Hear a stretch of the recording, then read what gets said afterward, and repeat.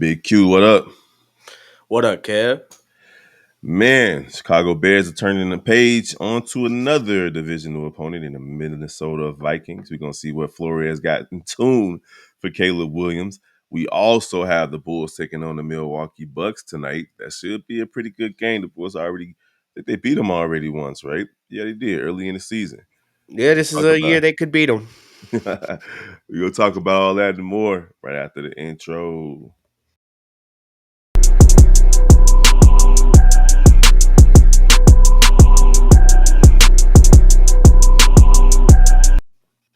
Good morning, Chicago sports fans. Welcome to another episode of Shot Town Sports Central. It's your boy, the Big Kev. We got Q in the building. Hey, man, listen, Chicago White Sox, bro. They went out and made some moves. They went ahead and got themselves a bench coach right off the Milwaukee Brewers staff. And Walker McKinven is his name. Walker McKinven. Young cat, 35 years old. So it looks like they're kind of going with like a youth movement over there for their coaching staff. He's been with the Milwaukee Brewers for quite some time, for 9 years, and he helped them achieve a 3.69 ERA, which is the lowest in the National League at the time. And then he he helped William Contreras become a really good catcher, and then also he was in charge of making sure they didn't give up too many runs, just in general. Well, like guy, and the White Sox need somebody like him. In fact, I'm kind of surprised he left a franchise like the Milwaukee Brewers to head over to the South Side. I mean, sometimes in these situations, if you go to a team that was the worst team ever, there's nothing but up. Why not be the one who changes the entire team? I mean, that's kind of the seems like it's the goal. They're getting some young people. One of the biggest upsides to young people in any sport is young coaches believe they can do anything. Mm-hmm. They go That's into true. a situation looking into it going, if I turn this around, I did it. I'm gonna Right. make the team the way I want it. I'm gonna change things the way I want it.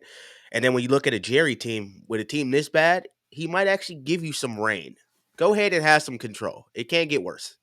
Yeah, I mean, and honestly, a person like this, from an analytics perspective, looks like you're right. It can't go anywhere but up or down, in the sense of we want their losses to go down, their wins to go up. It's crazy. A 20 game improvement still means 100 losses for the Chicago White Sox, but that still look good. Over on the north side, the Chicago Cubs designated Albert Alzolay to assignment. Like, he was their closer, bro. Like, doing some real important times in this season and last season, or this past season, 2 seasons ago rather. And now he's been designated for assignment. How does that look for this veteran on the Chicago Cubs roster? I mean, it's never good for a veteran at all. Just you put a lot of work in, you do what you need to do. I don't know. I feel like similar to the Sox, the Cubs are in a little. No one really knows where we're at right now. Like, honestly, the Sox might have a better upside than the Cubs at the current moment. Like, the Sox can only go up. The Cubs are like in that situation where we're hoping they get better. But like, we got a lot of young players that we can't really bring up. Do we stay stagnant? What if someone has a bad year? We get work. Like, you don't really know what you're gonna get with this team. I think they're making some small moves to try to maybe make some things better. But I mean, as a veteran, it just I don't know. It's just I feel bad for him. Well, they did bring up Owen Casey and what's his name? Ben Cowles, but I think that was just more so just to protect them from being stolen, because they got these rules, these Rule 5 drafts, Yep. and so on and so forth. So they had to put them up on the roster, and that might be the main reason why they put Albert down, sent them down for a little bit. They'll bring him back up after they clear the whole. Baseball is all about rules, so they had to go ahead and make sure they protected their players and protected their interests. All right, on to more important stuff. The Chicago Bulls. They're looking to start a kind of a win streak, and they're going to be playing against the Milwaukee Bucks. This Milwaukee Bucks team hasn't looked good, to be quite honest with you. They're beatable. The Chicago Bulls already beat them in Milwaukee, and then today they're going to be in Milwaukee again on ESPN later on tonight. Of course, you'll see the live call with C Dub and Bobby over on Chi Town, Chi Bulls podcast. Before we move on, just head to the Chicago Cubs Central for all your baseball updates, of course. But yeah, they got the Bucks tonight. and the Bucks are 5-9. The Chicago Bulls are 6-9. So they're two teams trying to fight their way to 500. This squad is led by Zach LaVine, who's been torching teams lately. He killed the Detroit Pistons the other night, hit 6 threes in the fourth quarter. And then you got Giannis Antetokounmpo. You know what he brings to the table: 30 points, double-digit rebounds, blocks. You Running know, into people. yeah, Yep. I was about to say running through your chest. All of those things. So it's gonna be an interesting night for Chicago Bulls, but they can't get the win. They can't get the win. The good thing here is this is probably one of the actual times I think the Bulls could win. Milwaukee's terrible this year. And Yeah. Bulls, for some reason, play better when they're not at home, probably because they know how much we hate them. Um, at this point, there's a good chance that I believe they could beat the Bucks. Now, if we go by classic Bulls fashion, me believing that they can win means that they'll probably lose. I think this is one of those teams where it's going to be how we come out. The Chicago Bulls have shown they are a team that lives and dies by the three. If they're hitting threes, they're a chance they can win. If they're not hitting threes, they're going to keep shooting, and if they get blown out, it's just you're gonna have to see what you get. And honestly, Zach LaVine has been showing out. The thing I like about Zach is he's been doing it in segments. So we haven't been seeing games where Zach just tries to take over. It's he's letting the team do the work. He's playing defense. He'll go on a run of like 10 points, 15 points, and then he backs out again. Like he's picking his spots correctly. He's kind of doing what DeMar used to do, hmm drop 10, 15 points in a row, and then the team kind of like gets back in track. Um, but yeah, I think this is a game that you got to win. It's Milwaukee. It's a rivalry. We always want to win. It's like the Packers. We gotta beat them. But I think the Bulls have shown they can. It just continues to be: are they going to continue to play the way they played last game, where they look good, or are they going to come in here and go, they're not the best team. We don't have to play as hard and look like shit the first two quarters. The Bulls can't afford to look at anybody as if they don't have to play as hard. But Yep. speaking of taking and making threes, the Bulls passed up on Dalton Connect, and that dude he's connecting in L.A. with 9 threes made last night, 37 points. I mean, not just poo poo all over Matis Buzelis, but Dalton Connect looking real good. And the Bulls passed up on him when they needed that type of shooting. Yep. It's just that the risk get richer. The Lakers, Boston Celtics, they send their franchises are not organizational failures like the Chicago Bulls are. And we touched on it. Hayes and I touched on it before, like last week. Who knows if Dalton Connect would even crack the rotation out here because of how No, Billy Donovan runs the squad. not even a little bit. Not even a little bit. He'd be in the G League. And that's the thing I hate about the Bulls sometimes is like I understand Modest take him out like he's gonna be great. He's gonna be a great player.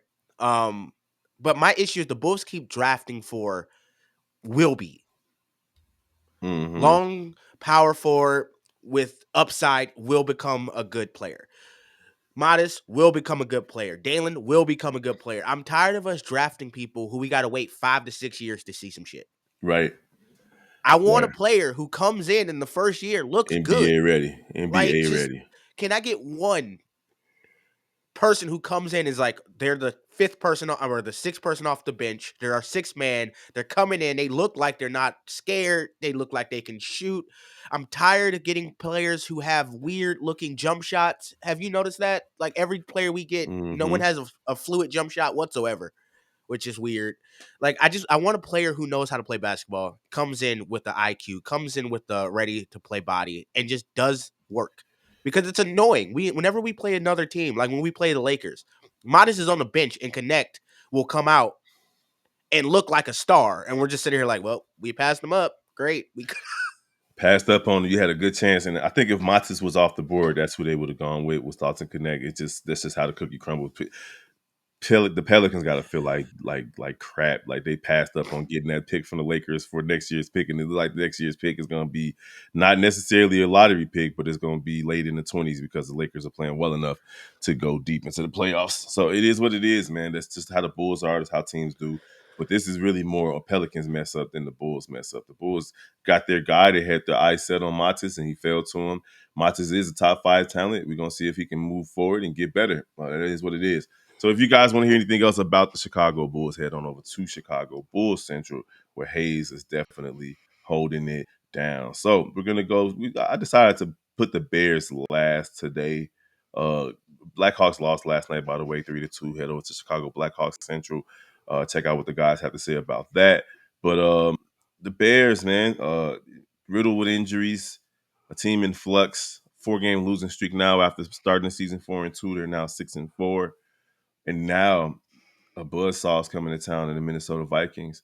You got the Minnesota Vikings, and then you got the Thursday game after that. So it's gonna be a short week for Thanksgiving versus Detroit Lions, and then you get to lick your wounds a little bit and get back into it. Headed to the West Coast, I think against Seattle first, or is it San Francisco? One of them, the Giants or San Francisco or Seattle is the game after that.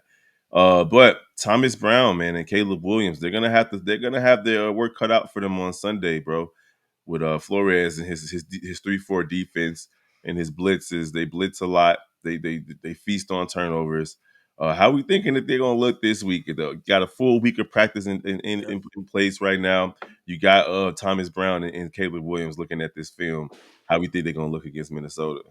I mean, if last week was any type of show, I think that they'll look decent. The big question is, has Thomas Brown really put into the mind of Caleb Williams? You have to hit your check down. Mm-hmm. This is a game. It's going to be important. You're not going to have the time to sit back there and throw. And it seems like he understands that. It seems like he schemed up the offense to help him throw faster. I think they said during the game that he was getting the ball out in 2.1 seconds instead of 2.9. Yeah, Um, it's been shown that when he holds the ball less than 3 seconds, he's one of the best quarterbacks in the like. You got to throw faster. It's just about scheming players open, having him understand it's okay to run, it's okay to throw the check down. Those are things that you can do. He showed it last week. The question is, will they continue to do it, or will they get scared and fall back into some weird "I need to be the superhero" type of thing? If they can keep throwing fast passes, they can keep hitting the check down, doing the smart plays, him not being afraid to run when it's open. I think the Bears have a good offense that could put up some points. Now yeah. the issue is, sadly enough, the defense doesn't look good. Well, the defense, I think they should be fine against Minnesota. Minnesota, they've come crashing down to earth a little bit. They are 8-2, but it's not because of their offense. Their offense struggled against a team like the Jacksonville Jaguars, the Tennessee Titans, so on and so forth. So I don't expect them to come out and run roughshod all over the Chicago Bears, but I do expect them to run the ball, and that's where the Bears are most vulnerable. But if you force in what's his name? The quarterback they resurrected. Whatever the quarterback out there, if you're forcing him to throw the ball, just like they forced Jordan Love to throw the ball, it could lead to some takeaways. I'm excited about the offense because Thomas Brown has everybody involved. Everybody touched the ball. Everybody eats. Rome Odunze got some touches. Cole Kmet got some touches. DeAndre Swift got some touches. Keenan Allen as well. So now it's just a matter of putting the ball in the end zone, and that's where the Bears have been lacking, sorely lacking since the Jacksonville Jaguars game. It's like Hmm. how many touchdowns we got? 4, maybe 5. So it's not a good look. I mean, because I know DeAndre Swift got 2 of them, Roshan got 1, and then yeah, it's not. We didn't score a touchdown in 2 games.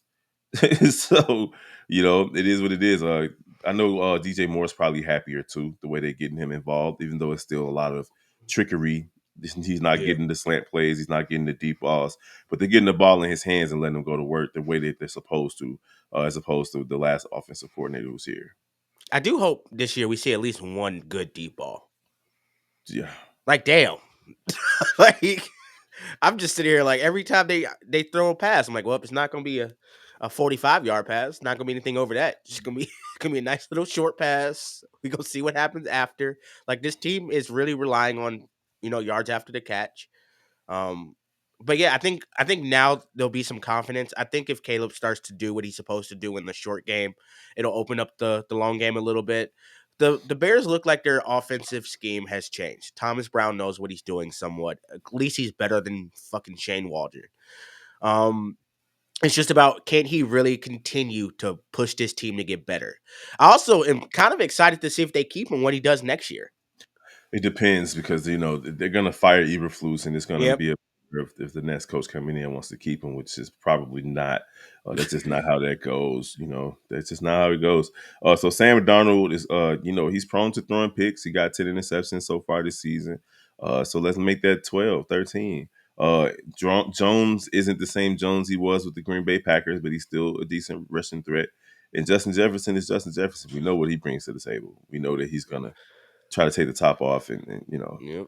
and get some big runs, some big catches against this team, especially a team that gave up 150 yards to one of the Packers players on Sunday. So I'm excited though. I'm excited about this game. I know it sucks to be excited about a team like this, but this really is the break part. The make or break aspect has been in play for the last few weeks.